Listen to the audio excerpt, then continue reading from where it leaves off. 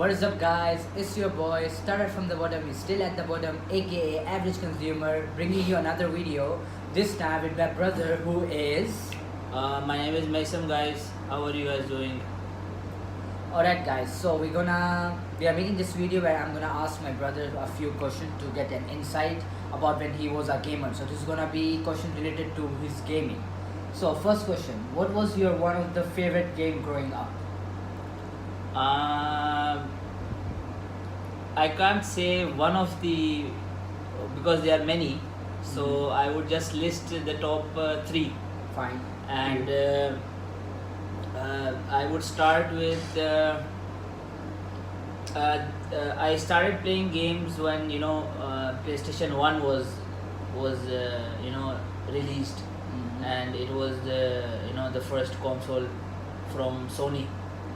So, but I can't remember as back as PlayStation 1 which games I used to play.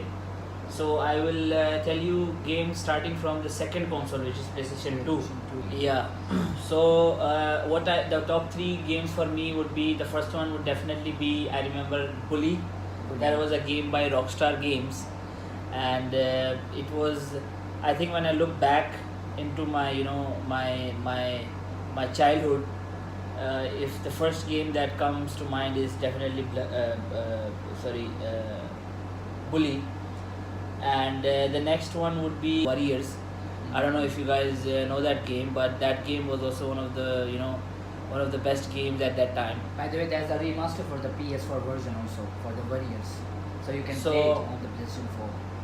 Oh, okay. So when you say remastered, what does it mean? It has like new No. levels, it's just the same, just but you can- enhanced graphics. That's it. It was actually about, I know, I think you know about the game. Yes, Since I know. yeah, so it was all about gangsters. The most fun thing I remember in Warriors is, for those who remember that game, is when as a gangster you would go and you would like do a kind of a mission where then at the end or during the mission you could just go and steal radios from the cars. So if there's a loot happening, then you can just go and like steal radios from the car and then sell them. So that would be the second game. Now the third game, my most favorite third game back of in 2000, I mean in when I was playing PlayStation 2, would be GTA San Andreas, of course. That's the game. I think it will live forever. Every true gamer back in the days would definitely have played that game and loved that game. So yeah, those are my top three games that I have played and I have enjoyed, and I really, if I get time, I really wish I can play them again. Now that I know that PlayStation 4 has a remastered version of Warriors, maybe in the future, if I have enough time to play, I will like definitely get that game and play that game. So Do you remember what was your first game playing back in PS2? PS2 or PlayStation 1?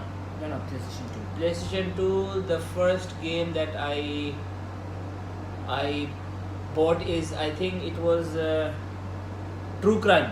Yes. Crime, yes. I It was remember True that. Crime. I remember that. Yeah. Which one of the game, no matter how busy you are or what are the circumstances, you will still, if that game comes out, if a newer sequel of that game comes out, you will still play. I think you know the answer to this. But the viewers doesn't know it. It is definitely Grand Theft Auto. Yes. No matter at what stage in life I am and how busy I am, if there's a new GTA out, I have to block out everything and take a small chunk out of my day to play Grand Theft Auto. So I think the next one that's coming out is the GTA 6, but I don't know when. I think there's a long time till it gets released. So yeah, it's GTA which I would definitely play no matter. Anything else you would like to say? Okay, what was your one of the or any top games from Xbox console? Because it was something new for you to move from a Sony console to an Xbox console. Yes, that is a good point, because I started playing games from, as I have mentioned it earlier, from PlayStation 1, and then I got PlayStation 2, and then after PlayStation 2, my other console that I had was a handheld console, which was the PSP. So for consecutively for like 3 consoles, yes, you're right, I was like with Sony, I was enjoying PlayStation. I think at that time I did not even know there was something like Xbox out there, because Xbox was released, I think, with PlayStation 2. Exactly. So, but at that time, I did not know that Xbox was out there, as a competitor to PlayStation. I did not know that, and I don't think so. I very concretely, if that's the word, chose Xbox. I just thought I wanted to change. So it was just more like I want to generally try something new rather than okay, I am getting an Xbox 360 because I find blah blah blah blah better in it. Or maybe certain game. So not even that. So it wasn't even the game. Nothing. I just thought that migrate to a new console. just and see what it is and everything. So trying new thing. Yeah. So that's how I got an Xbox 360, and the first thing that I really enjoyed. That could be personal. I think many of you out there might not agree with me, but having used PlayStation 1's controller, and then PlayStation 2's controller, and then PSP, which was almost similar. It felt almost similar to the controllers of PS1 and PS2. The first thing I noticed and I enjoyed was the controller, and I still stick to this. Because it's been quite a while now since I own Xbox 360. I don't have anything else. When the time of Xbox 360, phased out, when like the Xbox One came, I was at a point in life when I naturally stopped playing games. So I never got an Xbox One. So anyway, it's been a long time now, and I would still stand strong that Xbox One's controller feels, not Xbox One, I mean Xbox 360's controller felt much better and still feels much better to me while I'm playing. The reason would be that it's because it's a little bit more bulkier and bigger. It fits perfectly in your hand. Yes, could be. But I am completely opposite, guys. For me, for my small hands, I love the PlayStation controller. It fits perfectly in my hand. So we are totally different. So it's a personal preference. There's nothing good or bad in this. Oh yes, now this is what. When I had PS1 and PS2, I played almost all the Gran Turismo. I owned and I played all of the Gran Turismos. When I got Xbox 360 and I got my first Forza, and again it's a personal preference, I somehow thought that Forza was much better driving simulator than Gran Turismo. Again, I don't mean to trigger anybody here. Again, a personal preference. Nothing wrong with Gran Turismo. Just to my eyes and my brain, I thought that Forza was much better, and that's it. And then from then onwards, I started developing love for Forza. Then Forza Horizon came, and even now there is a new Forza, but that's for Xbox One. And it's been a long time since I stopped playing games. Aragon, yes. Was it for PlayStation 2 or Xbox 360? PlayStation 2.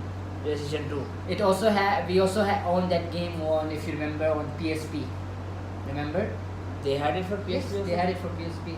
They even had it for Game Boy Advance, which I owned way back. Even that game I remember. I played a lot, which is Driver. Which Driver?